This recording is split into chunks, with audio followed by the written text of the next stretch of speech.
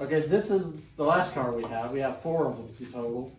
And this is sort of my jalopy project that I bought almost exactly a year ago. And we went up again to, this is actually in Tennessee, sort of further north than the pickup that he went to get. And he called it a Roadster. And when we got there, it's not really a Roadster, although it has Roadster parts on it. It has Roadster doors. But I think originally from the factory, it started out as a sport coupe. Just by the body of the back of the end of this, I could tell that it wasn't a Roadster, it wasn't a cabriolet. I was thinking cabriolet with this windshield straight up is more of a cabriolet thing. But the doors are Roadsters. And then looking at the distance between the rumble seat and the back of the cab, Roadsters have a big panel there. And cabriolets have a big panel there because when the top comes down, it needs space for the top. But on coupes, it only has about 5 or 6 inch space there, and that's what this one has. So it's like a smaller area, and so I sometimes call it a coupester, which is coupe, roadster, or just a jalopy. And I kind of like not having to worry about the paint on this one, so it's sort of nice in some respects, but she's a kind of rough. What is it? These are actually fiberglass fenders. Fiberglass. And then of course I said the doors are different. There's no window glass in these doors, and there's no window cranks on them. So that's a Roadster thing. So at some point somebody changed the doors out over 90 years. So sometime probably they wanted it more of a parade car. And the top on this looks like it came from a speedboat. The aluminum bows on it, it sort of looks like more of, off of a boat than a Model A. But I guess it kind of functions as a roof, and most of the time you're just going to have the top down anyway, so I'm not super worried about that. Whether I'm going to try to go back to the Sport Coupe had like a wood frame structure and sort of looks like a vinyl top. And then, you know, maybe this one had the wood frame and it all rotted away, and then they stuck this aluminum stuff on there. But the Sport Coupe had the flat windshield like this, and but it should have doors with a frame like a regular coupe has on it. So somebody took those doors off and put these Roadster doors on. But it is what it is. We went up and he was able to get it started, and we drove it around a little up and down the street, and you know, it runs, but she leaks oil out the rear main pretty bad. And I still need to pull the pan off it. And so, you know, it still has some issues on this one, but one of the things we did probably last fall now is the wiring was horrible. It had wire nuts for the ignition, and well, the first thing is he had it negative ground, and I was surprised it even ran, and the starter crank, you know, over got it started. But he had it wired together enough that it ran. But I got to looking at the battery, and it's like he's got it backwards, and the wiring was horrible. So about 6 months ago, we got the ignition wire out to the distributor, rewired the coil, put a new junction box on it, and still haven't replaced the wiring over to the cutout, up to the headlights. Haven't messed with the lighting wire at all, which he just finished on the coupe. That this one doesn't appear like it's been cut to pieces and butt connected together, but who knows once we pull that cap off what it's going to look like in there. But what you got? One comment it didn't get to on the battery, and it happens a lot, believe me. It happened there, it happens here. You'll find a 12-volt battery in there, put in backwards for Model A. In other words, they think that every gasoline engine car should have run on positive with a negative ground and should be 12 volts. And that's all they know. A lot of people, that's all they know. And they Well, it spins the starter nice and fast too. yeah. But it'll cook your coil, which is probably what happened to that coil. Is they could have cooked the coil. Now that you mentioned it, I hadn't thought about that, but it's very, very possible. And you can use a 12 volt to jumpstart one of these. You just don't leave the wires connected, the jumper cables connected. It'll put some amperage in and it'll get it started, and then you disconnect them as soon as you can. So you don't burn up the generator, the coil, the wiring.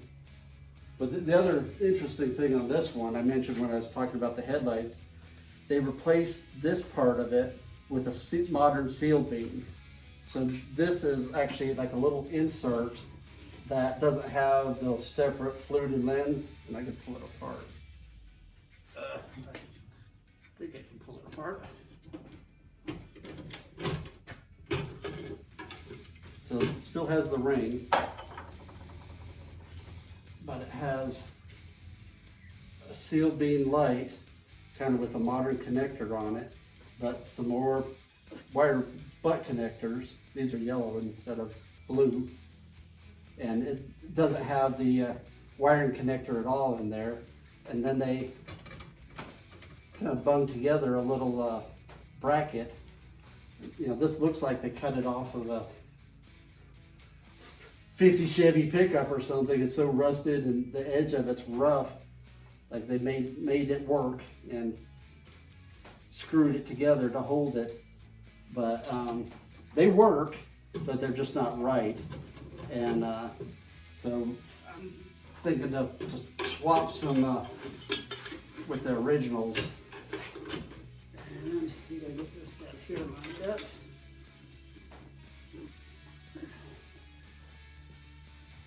Come on, get on there. But you think anything else we've done to this one? Oh.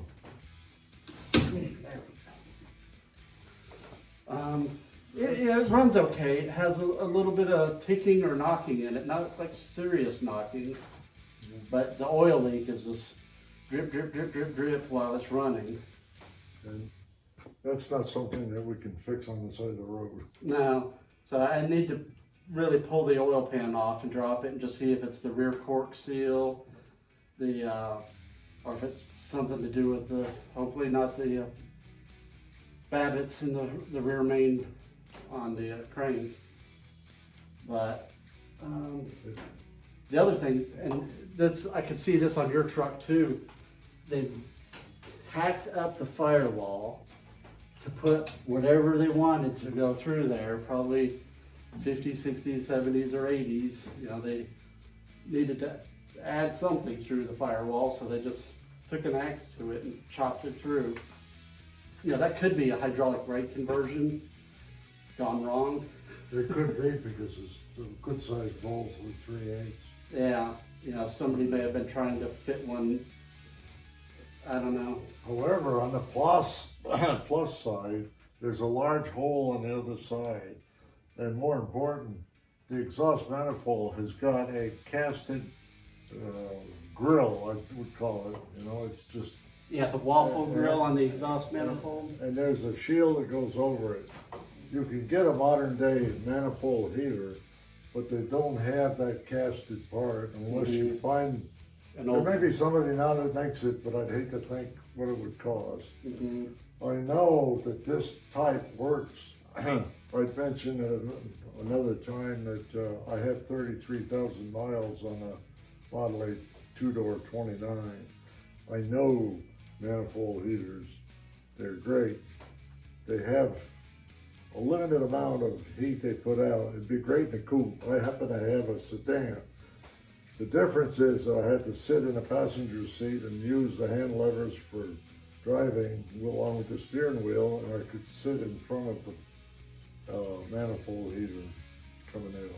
And this is in Massachusetts where it gets cold. Yeah. It's not like California or Southern California. In 30-degree weather, it'll work fine for everybody in a car. When you get down to 20 or 10 degrees, you want to be in the passenger side. But what do you know, it doesn't take any electricity, and it works every time. There's never any short or leak or anything like that. Having said that, you can put a hot water heater in there, which was the equipment that was available at the time. So depending on what your druthers are, if you're really serious about, you know, being in a contest with others, and they're gonna go over your car with a fine-tooth comb, I believe, but don't take my word for it, that the exhaust manifold would probably be allowed. Well, hot water heater probably would not be. Well, unless it was built in 1929 as a And you could dealer put- accessory, You know, then you could get away with some of that, you know, in fine point judging. But most people just want it if they're going to drive the car. you want it to stay warm. Yeah. Yeah. I think that's about it on this car too. You know, I hate the color of the wheels. I don't know what they were thinking. You know, these almost look orange to me. And so the orange and the blue, and the paint on here, I guess they spilled gas over the years and it's all lifting and bubbling, which is happening on his pickup too a little bit. Just starting to do it on his paint, where I guess it's the enamel paint, or I don't think it would be lacquer that would be lifting. But I think that's about it on the cars. And just continue watching, look at some of the other videos on Ted's Garage, and you could click on the channel logo and see the other videos that are available. So everybody take care.